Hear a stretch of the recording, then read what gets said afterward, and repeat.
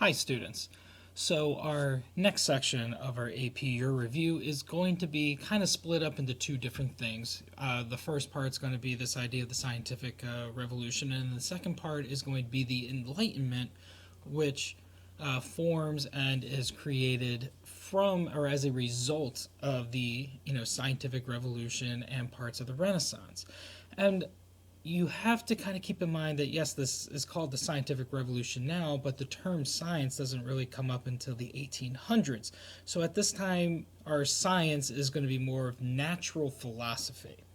And we can go through all the scientists and why they are so important. For example, like Sir Francis Bacon. Okay, and Sir Francis Bacon starts the idea of inductive reasoning, which is then going to create the scientific method. And remember, he's actually killed, or not really killed, but he dies due to the effects of his own scientific research and one of his experiments that he was doing. Okay, so you're going to start having a curiosity. It's going to really lead into, or at least it's going to be caused from, the Renaissance, when people are starting to question a lot of things that are going on. Remember, we had talked about that the Renaissance was a secular movement that was really forming. And then, secondly, people were questioning the Catholic Church because of the Protestant Reformation. So more people then started to question, the Catholic Church's teachings. Another one of these natural philosophers is Descartes. And Descartes is a very interesting individual because he comes up with this phrase that we all know about: I think, therefore I am. So he also comes up with the Cartesian thing, which is going to be a spiritual and a material way of type of living, that there is some sort of connection between the two. So keep that in mind, that this individual as well, even though we talk about him more in the Enlightenment, he is going to be technically a natural philosopher for these reasons of adding into also the math aspects of the scientific revolution. Now, astronomy. Astronomy is going to be a very big thing because you're going to have three different scientists here that are going to start to question the ideas behind the Catholic Church, specifically with the movements of the planets in the heavens. So Copernicus, a Polish scientist, and that's very key to know, is the first to kind of promote this idea of a heliocentric theory, or a sun-centered theory, against the old traditional Greek way of thinking, in which the Catholic Church had adopted at the time, which was a geocentric theory, or earth-centered. So this heliocentric theory that Copernicus is trying to prove, he also said that the orbits are circular and that all the planets are going around the sun. Now, the reason why the church doesn't really go after Copernicus is because, what I said earlier, he's from Poland. Okay, so there's already been Protestant Reformation kind of up there in that whole region, so the church isn't really too worried about whatever Copernicus is saying. The next one that come into this is Kepler. Now, Kepler just adds on to the idea of the heliocentric theory, in that he's saying that the orbits of the planets are elliptical and not perfect circles. So our next scientist is Galileo, to add on to this astronomy kick that we're kind of going here. And Galileo is from Italy. And he's, very friendly with the Vatican Church. He's a deeply religious man. He's doing experiments. Everyone kind of knows of Galileo. And Galileo starts to really go into the idea of the heliocentric theory, in which he writes a book. And in this book, he uses fictional characters, but he's basing each person. One person is supposed to be, him. Another person is supposed to be the Pope, and he makes the Pope to look very, very silly. Well, it gets back to the Pope. And when it gets back to the Pope, then they start to question Galileo overall, and they really start to try to look into, him as a heretic. Specifically against the Catholic Church. And when that happens, this is where Galileo starts to really question the church's viewpoints to a point where they've just been interrogating him for so long. He eventually will recant his viewpoints, but at the very, very end of the day, Galileo pretty much says, I recant, it's fine. But as he's walking out, but it still turns. So to try to get that last jab towards the Catholic Church.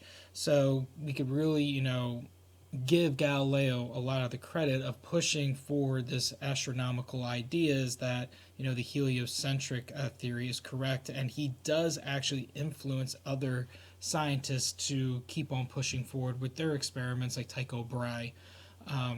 And other people like Harvey, who's going to be doing the circulatory movements of the body, and Vesalius with the skeleton. So those individuals continue to move forward. Another individual to bring up at this time is Sir Isaac Newton. Newton, during the plague of the 1600s, I believe it was 1665, the man actually develops calculus and shows that gravity is actually some sort of force that is out there. So go figure. But that is also part of this whole scientific natural philosophy leading into the Enlightenment. So the results of specifically the scientific revolution, that it's going to start to bring up more thought or more of the Enlightenment that's going to be coming in. This idea of rationalism, the assumption that there is some sort of achievable goal that you can get. But one of the biggest things, and this is going to come into Enlightenment as well, is the belief of deism. And the idea of deism is this belief that there is some sort of supernatural being that is bigger than any of us out there. Now, whether or not it's the Christian God or not, that is something where, in this case, the Enlightenment thinkers kind of disputed on who was really the deist in this case. But deism is going to really go into the Enlightenment, and it's going to be a direct result of the scientific revolution.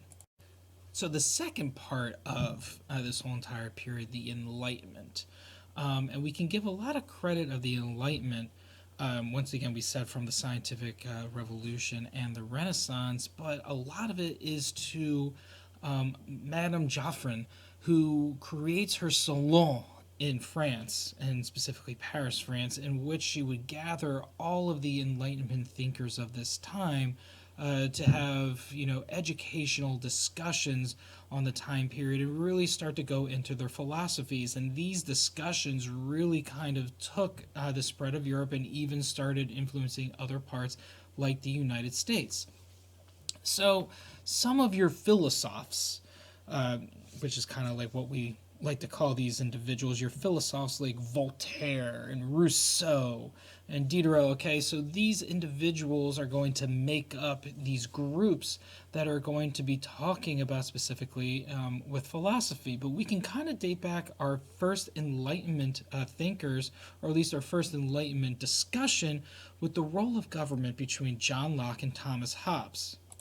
So John Locke believed in something called the social contract theory, in which he believed that the government was in a social contract, or a contract with its people, in which that they believed that a ruler and the people agreed together that the ruler will rule for the people as long as the people want them to be ruled. And if by chance the ruler breaks this contract, the people are allowed to remove that ruler and change governments. On the flip side, you have Thomas Hobbes. And Thomas Hobbes was alive during this English Civil War, crazy time in England that we've already had talked about. So he saw that when there wasn't a strong central power ruling, there was chaos. And he pretty much said all people are evil, or there's evil in everyone. So his book, The Leviathan, was pretty much discussing this idea that there really needs to be order, or at least a strong central person ruling, just to make sure that there wasn't extreme chaos.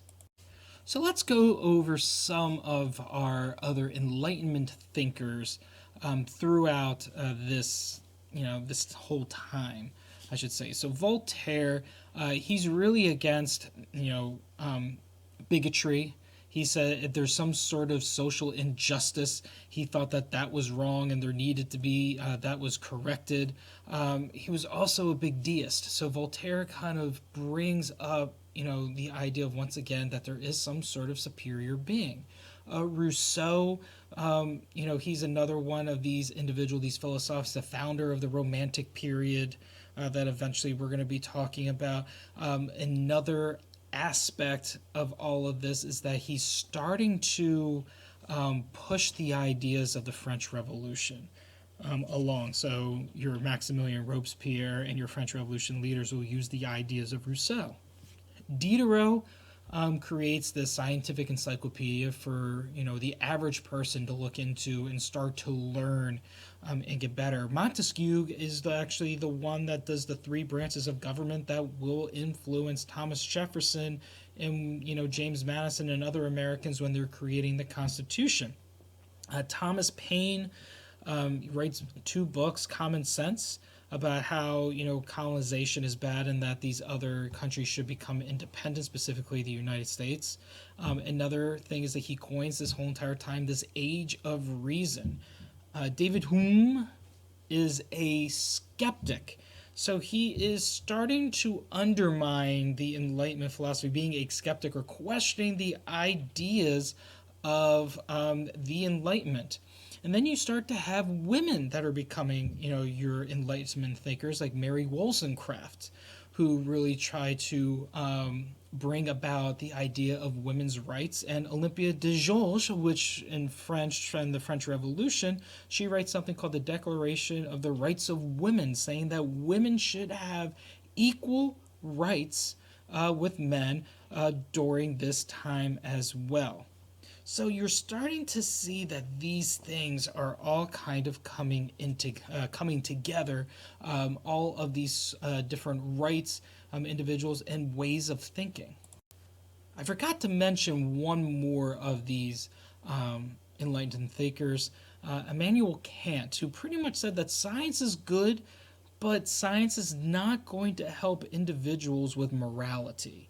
So that was something different. And now leading into our next group is going to be your enlightened despots. These people who followed the ideas of the Enlightenment or believed in the ideas of learning the Enlightenment, but they were ruling kind of absolute leaders, like Louis XIV of France. Another example is Peter the Great, how he was trying to westernize Russia and emulating after the French and bringing in Western forms of education and dress and military strategies. Catherine the Great is also another example of this enlightened despot. If we're talking about Austria, Maria Theresa with the pragmatic sanction and her forms of trying to enlighten Austria. Her son Joseph is also going to be in somewhat of an enlightened despot. In fact, he's the one that was funding Wolfgang Amadeus Mozart on a lot of his operas and whatnot. And then Prussia, Frederick II, otherwise known as Frederick the Great, he is also part of these enlightened despots. So your main results or conclusions of this Enlightenment and scientific revolution is that it's bringing about new ways of thinking, questioning the old ways that were happening from the Middle Ages on, questioning of the church, and this is going to lead into this time period that you're going to have a lot of revolutions and rebellions, and people are going to start to try to get more rights from the government, in which then you're going to see a conflict between central authoritative rulers versus people, and then you're also going to start to see social class conflicts between the poor peasants and middle classes versus your rich bourgeois. Okay, so it's just going to lead into all of these different conflicts. So thank you again for watching the Scientific Revolution and the Enlightenment. You can subscribe so every single time I create one of these new videos on reviews or any topics, you will get it, and it will also go on to the playlist over here. So thank you again. Keep on studying and good luck.